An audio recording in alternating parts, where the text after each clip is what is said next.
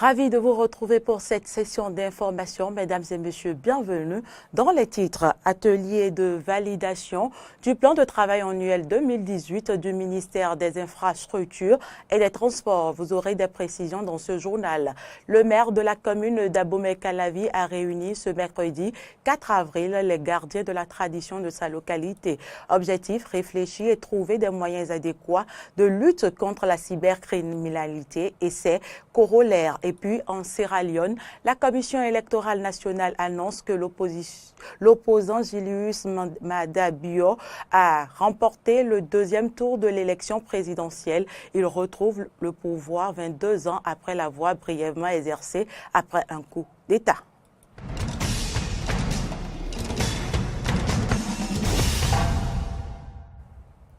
Merci de nous rejoindre dans ce journal. Ouverture dans la matinée de ce mercredi 4 avril 2018 de l'atelier de validation du plan de travail annuel 2018 du ministère des Infrastructures et des Transports. La cérémonie des travaux a eu lieu en présence du ministre Sir Koti. C'était au Conseil national des chargeurs du Bénin. Horacia Djoudji, Fréjus Fiossi pour le point.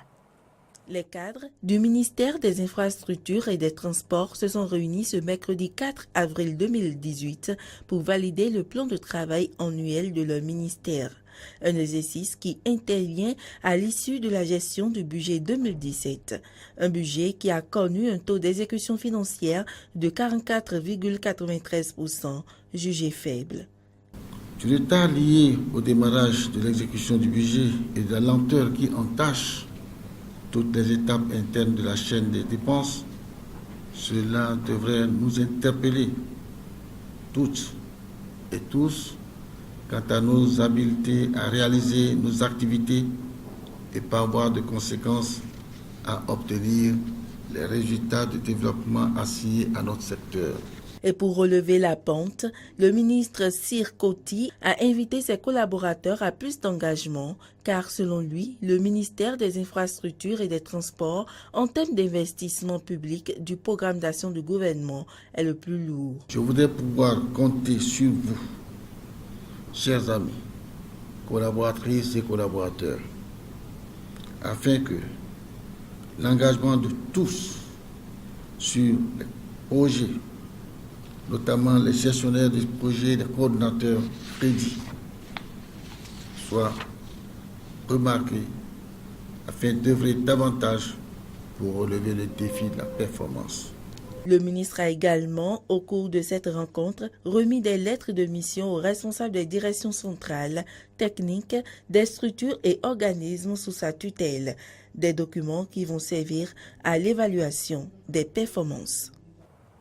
Les ministres du cadre de vie, de l'enseignement supérieur et de la culture, assistés par le directeur général de la SOGEMA et le deuxième adjoint au maire de Cotonou, ont rencontré ce mardi les femmes des marchés de Cotonou. Objectif, présenter et expliquer le bien fondé du projet de construction et de modernisation des 36 marchés en 21 désormais dans la capitale économique. Reportage.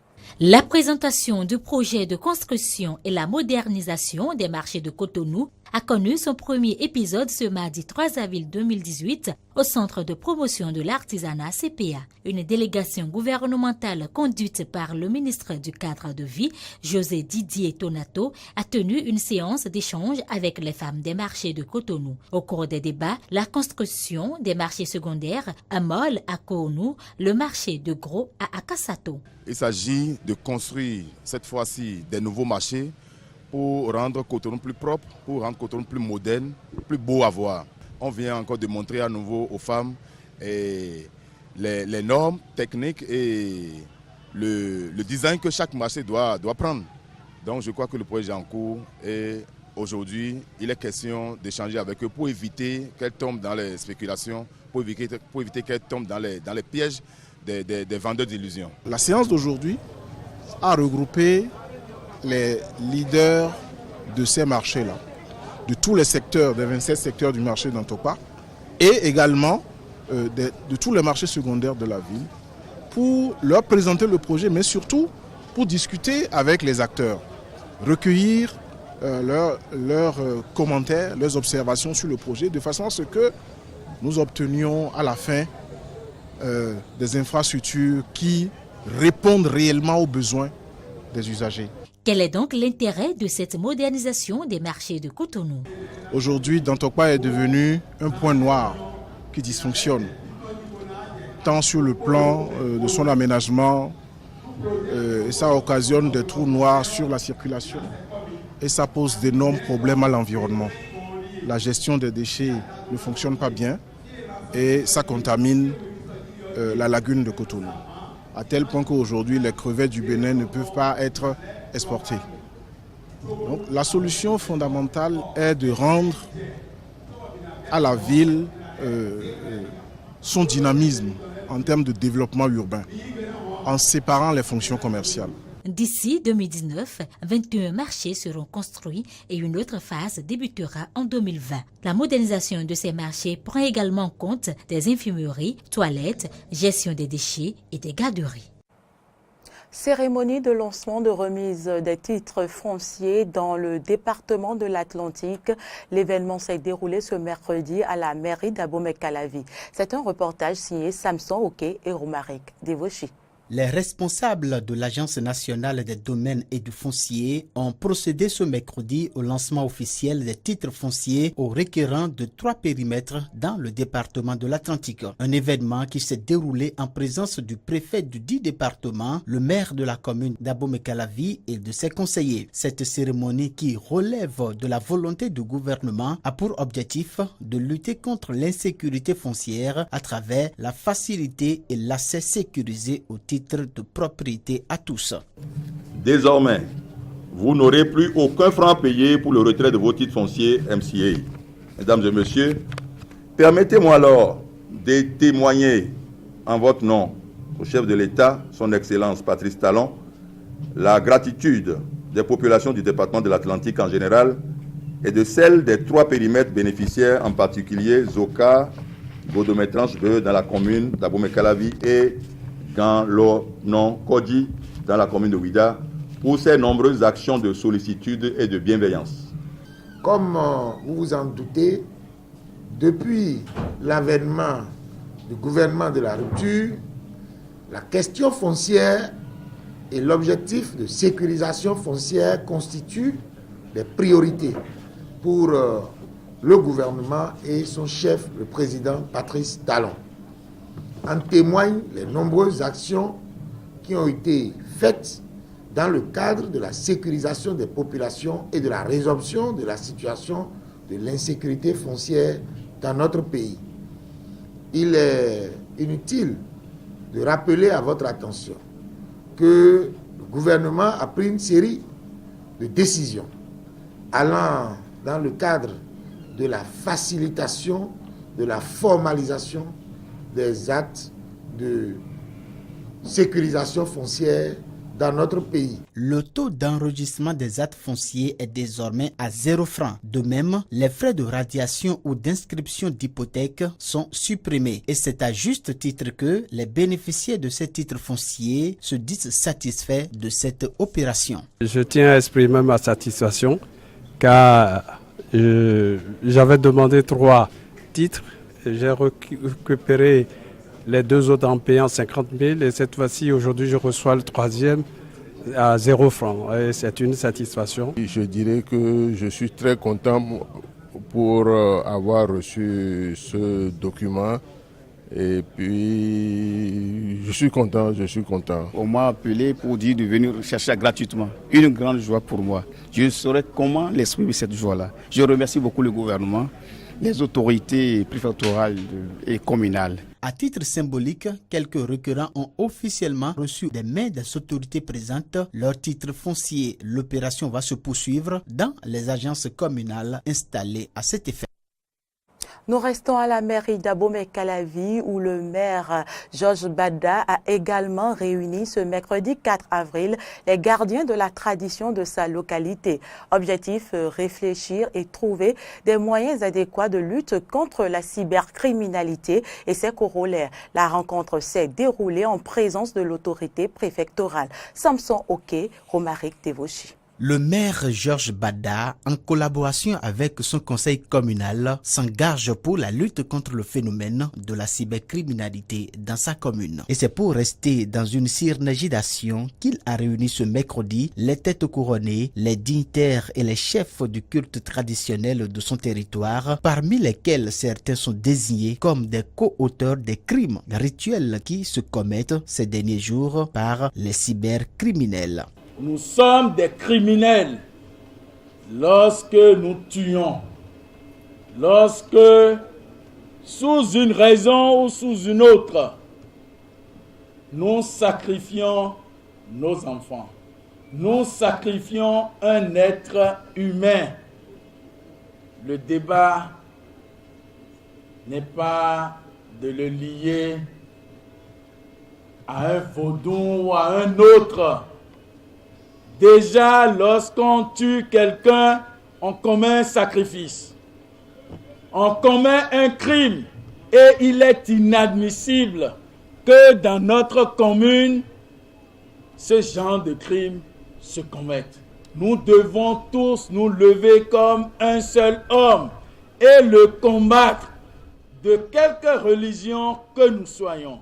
Cette rencontre d'échange entre le conseil communal et les gardiens de la tradition de la commune d'Abomey-Calavi a réussi un écho favorable auprès du préfet du département de l'Atlantique et du directeur départemental de la police républicaine. Tout ce qui se fait, la route des esclaves,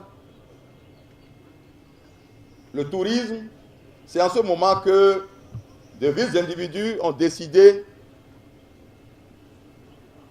de mettre à mal donc ces actions du chef de l'État en commettant des crimes humains que nous baptisons pompeusement des crimes rituels.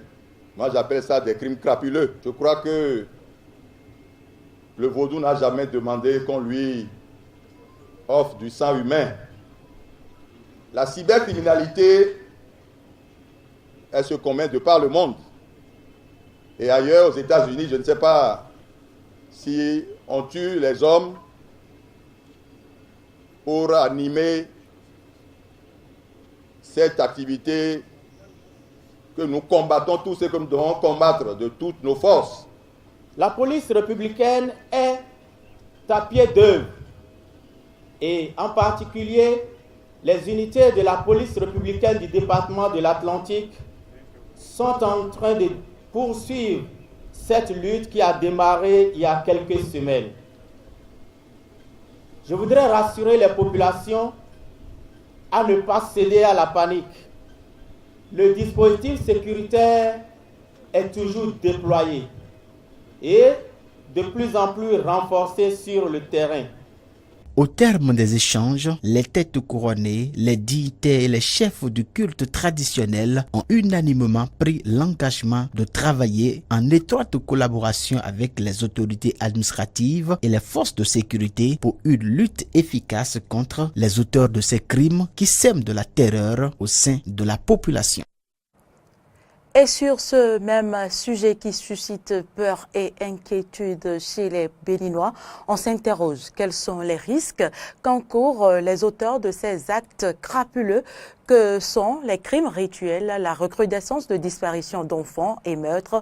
Que disent les tests en vigueur? Lucas Atrokosu, doctorant en droit privé, nous donne ici des éclaircissements. Il faut évoquer le code Bouvené, le code pénal qui était d'application au moment où le Dahomey était encore dans l'Afrique occidentale française.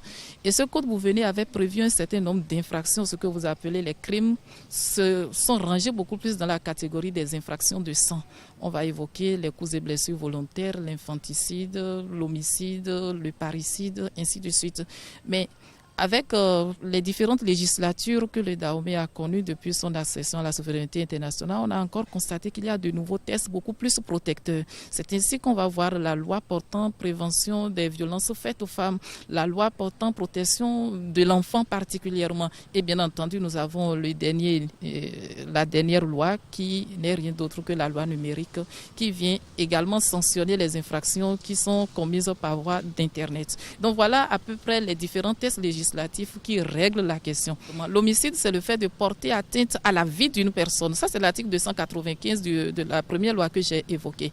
Et donc, quand on décide de porter atteinte à la vie d'une personne, soit l'individu a l'intention de le faire et effectivement l'a fait. Dans ce cas, ça va prendre une qualification particulière en droit. On va dire que c'est le meurtre. Où l'individu non seulement a nourri l'intention de le faire, mais également a posé des actes qui montrent que effectivement l'intention n'a pas été seulement pensée, mais ça a été orchestré.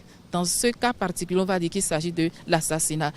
Eh bien, si on se réfère au code pénal qui était d'application, c'est la peine de mort. Mais avec les différentes conventions auxquelles le Bénin est parti, la peine de mort n'est plus appliquée et donc c'est la réclusion à perpétuité qui est la sanction la plus maximale retenue par le droit positif béninois actuellement. Lorsqu'on en vient à l'infanticide, c'est le fait de porter atteinte à la vie d'un enfant. Et c'est ça ce qu'on constate. Et porter à l'atteinte de la vie d'un enfant, d'abord l'enfant c'est un être fragile qui a besoin de protection. Mais lorsque des individus censés décident de porter atteinte à ces êtres-là qu'on considère à juste titre comme étant la vie ou du moins le devenir du Bénin, la sanction est encore davantage très grave. Et donc il s'agira pour ces personnes-là de rester à perpétuité en prison. À dire que l'individu, une fois qu'il est appréhendé, certes, il sera toujours présumé innocent, mais dès lors qu'il entre dans la spirale judiciaire, lorsque l'étape de poursuite va terminer, on va finir celle de l'instruction où on va voir qu'il existe des éléments suffisants de preuve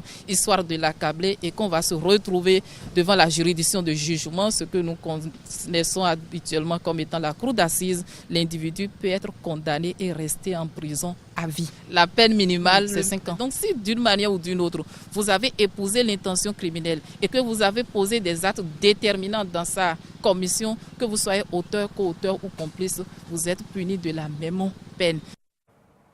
Actualité en dehors du Bénin, en Sierra Leone, la Commission électorale nationale a annoncé que l'opposant Julius Maada Bio a remporté le deuxième tour de l'élection présidentielle. Il devrait succéder au président Ernest Bai Koroma qui quitte le pouvoir après 10 ans. Julius Maada Bio retrouve le pouvoir 22 ans après l'avoir brièvement exercé après le coup d'État. Rappelons que pendant la campagne, il s'est engagé à réviser les concessions minières et les avantages fiscaux accordés aux compagnies étrangères et à instaurer une éducation primaire et secondaire gratuite pour tous les enfants sierra-léonais, alors que le pays demeure l'un des plus pauvres au monde. On écoute Mohamed Conté, président de la commission électorale. Le All People Congress, ou APC, a remporté 1 227 171 votes, soit 48,19% des suffrages validés.